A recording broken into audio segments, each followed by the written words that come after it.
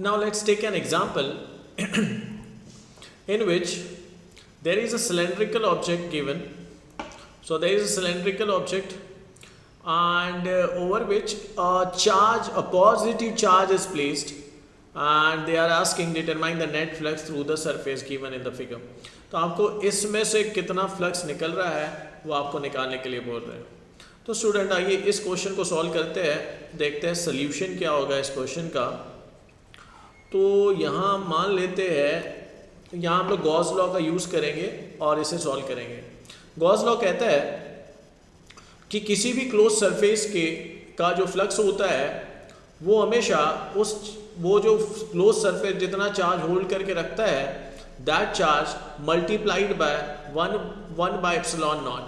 तो 1 by epsilon not times the total charge enclose by the surface के बराबरी का होता है. अब यहाँ पे हमें ये देखना है कि हमारा सरफेस जो है वो क्लोज होना चाहिए और second about the charge symmetric होना चाहिए.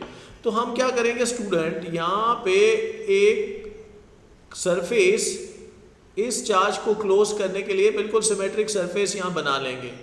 अब देखिए ये चार्ज पूरी तरीके से क्लोज हो गया है, नीचे और ऊपर दोनों तरीके से बिल्कुल इस चार्ज के अबाउट ये सरफेस सिमेट्रिक है.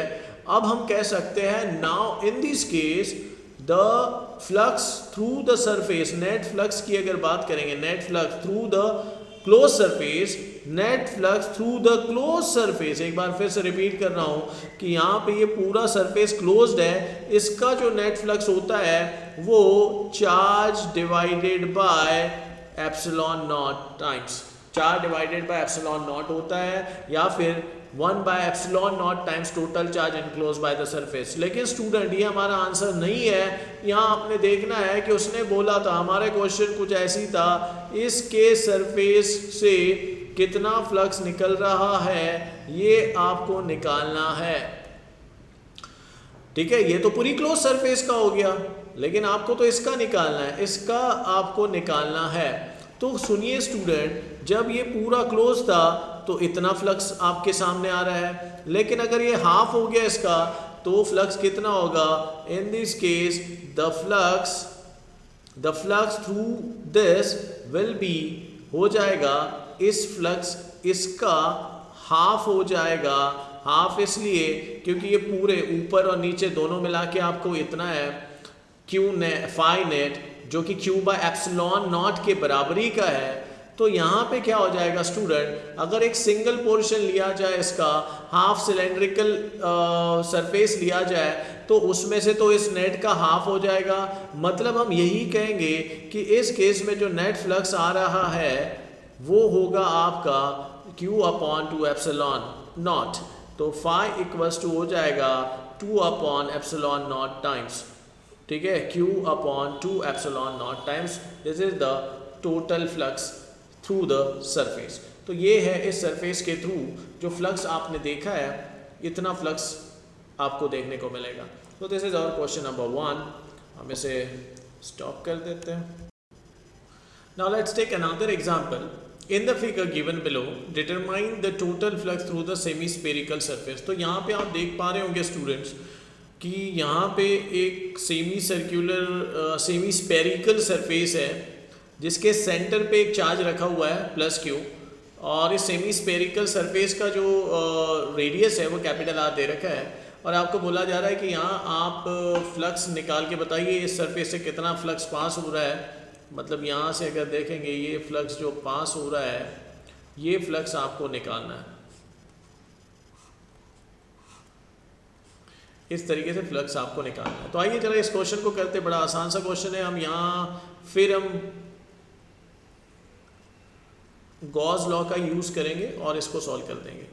तो यहाँ चार्ज रखा हुआ है प्लस Q, ये ओरिजिन है, ये सेंटर मान लीजिए इसको, और ये है रेडियस कैपिटल R. तो गॉस लॉ क्या कहता है स्टूडेंट, तो गॉस लॉ को अप्लाई करने के पहले हमें एक क्लोज सरफेस रिक्वायर्ड होता है, जो क्लोज सरफेस इस चार्ज के अबाउट सिमेट्रिक होता है. तो हमें इसका क्लोज सरफेस को क्लोज करने के लिए, इस चार्ज को क्लोज करने के लिए हम यहाँ पे एक सिमेट्रिक सरफेस फिर बना देंगे. हम इस स्फीयर को कंप्लीट कर लेंगे. तो यहाँ पे हमने इस स्फीयर को कंप्लीट कर लिया जस्ट लाइक दिस. अब ये पूरा कंप्लीट स्फीयर है जिसके अंदर चार्ज आपको देखने को मिल रहा है। अब हमें पता है कि गॉस लॉ कहता है कि इस केस में, नाउ सी स्टूडेंट, इस केस में जो फ्लक्स है वो हर जगह से निकल रहा होगा। क्लोज सरफेस से जो फ्लक्स निकलता है बाहर की ओर, जो लाइन ऑफ फोर्सेस निकलेगी वो कितना होता है, तो हमें पता है कि वो 1/ε0 टाइम्स जो होता है charges enclose by the surface. तो net flux here in this particular case, जो नेट फ्लक्स होगा हम लोग यहाँ लिख सकते हैं, net flux here in this case is equal to, net flux here in this case, थोड़ा सा चेंज कर लेते हैं क्योंकि विजिबिलिटी का इशू आ सकता है। तो net flux in this case is equal to total charges enclose by it divided by ε0। तो ये है नेट फ्लक्स। लेकिन स्टूडेंट ये जो नेट फ्लक्स हमने जो निकाला है, ये नेट फ्लक्स जो है इस पूरे स्पेरिकल सरफेस के लिए निकाला हुआ है, इस पूरे स्पेरिकल सरफेस के लिए निकाला हुआ है नेट फ्लक्स। क्लियर? लेकिन हम तो चाहते हैं, क्वेश्चन में हमें पूरे के लिए नहीं पूछा है, सेमी स्पेरिकल सरफेस के लिए पूछा है। तो आप खुद ही देखिए, इस पूरे स्पेरिकल सरफेस के लिए अगर नेट इतना है तो हाफ के लिए कितना होगा, तो इस फ्लक्स का हाफ हो जाएगा। तो हम लिखेंगे therefore flux through half portion of the sphere is equal to net divided by 2, ऐसे कर दिया। तो यहाँ पे फाई कितना हो जाएगा, नेट कितना है, Q बाय ε0 इंटू 2। तो यही इसका भी आंसर है student. So this is the answer for the question. तो आप इसको भी कॉपी कर लीजिए, ठीक है। आई होप ये क्लियर हो गया होगा, क्योंकि ये हाफ सेमी स्पेरिकल सरफेस है। फुल स्फीयर के लिए कितना था, तो Q अपॉन ε0। तो हाफ के लिए कितना हो जाएगा, तो Q नेट का, हाफ नेट का, फाई नेट जो है that's flux through the entire surface, उसका हाफ हो जाएगा, जो कि हमने निकाला है Q अपॉन 2ε0। तो this is the answer for the question. So please copy this.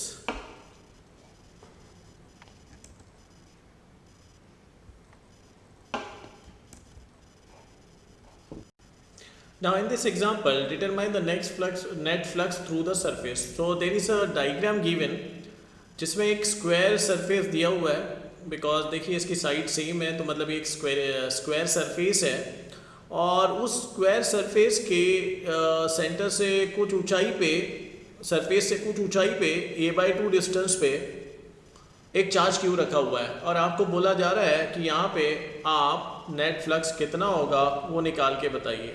तो स्टूडेंट इस क्वेश्चन को भी हम लोग गॉस का लॉ लगाते हुए इसे क्लियर सॉल्व करेंगे।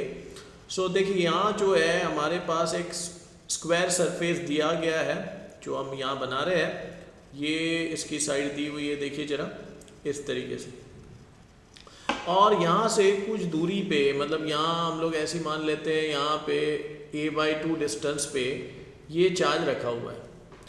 अब आपको बोला जा रहा है कि फ्लक्स इसके थ्रू, इस चार्ज के कारण जो यहाँ से फ्लक्स निकल रहा है वो निकालने के लिए बोला है। तो स्टूडेंट यहाँ पे फिर से हम लोग मान लेते हैं, इसको क्लोज करना पड़ेगा, इस चार्ज को एक क्लोज सरफेस बनाना पड़ेगा इस चार्ज के अबाउट। तो इससे हम लोग थोड़ा सा और a/2 पे जाते हैं, और यहाँ से इस तरीके का एक क्लोज सरफेस बना लेते हैं। देखिए भाई, तो एक क्यूबिकल सरफेस आपके समझ में आ रहा होगा यहाँ पे।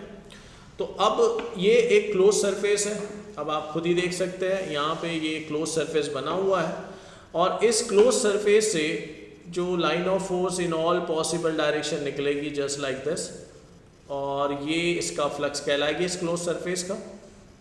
क्लोज सरफेस से निकलने वाला फ्लक्स हमें समझ में आएगा इस तरीके से। हमें पता है कि गॉस लॉ कहता है कि the flux through any close surface is always equals to, net flux जो है वो हमेशा वो क्लोज सरफेस जो चार्ज होल्ड करके रखता है वो चार्ज डिवाइडेड बाय ε0 के बराबर होता है।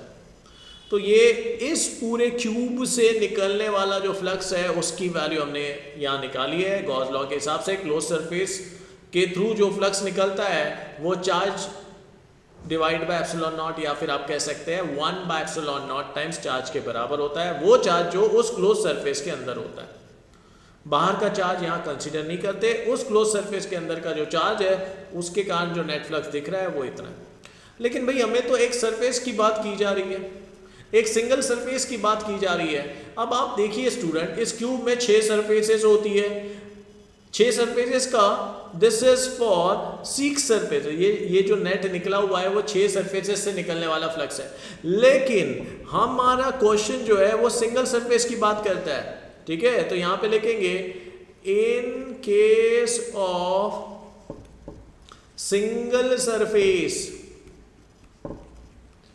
तो बताओ 6 सरफेस का इतना, तो सिंगल सरफेस का कितना, तो ये नेट फ्लक्स को डिवाइड करना पड़ेगा 6 से, बिकॉज 6 सरफेस का है ये, और एक सरफेस का आप अगर निकालना चाहते हो तो you have to divide this with 6, तो वो हो जाएगा flux phi net divided by 6, because cube में 6 फेसेस होते हैं, 6 सरफेसेस होते हैं, तो हम हर एक सरफेस की अगर बात करेंगे तो 6 सरफेसेस का इतना होता है Q अपॉन एप्सिलॉन नॉट, तो एक सिंगल सरफेस का कितना होगा। तो आपको क्या करना पड़ेगा स्टूडेंट, फाई नेट को 6 से डिवाइड करना पड़ेगा, जो कि आपका आने वाला है Q upon 6 epsilon not.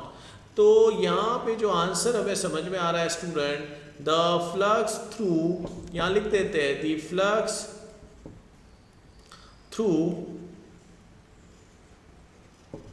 single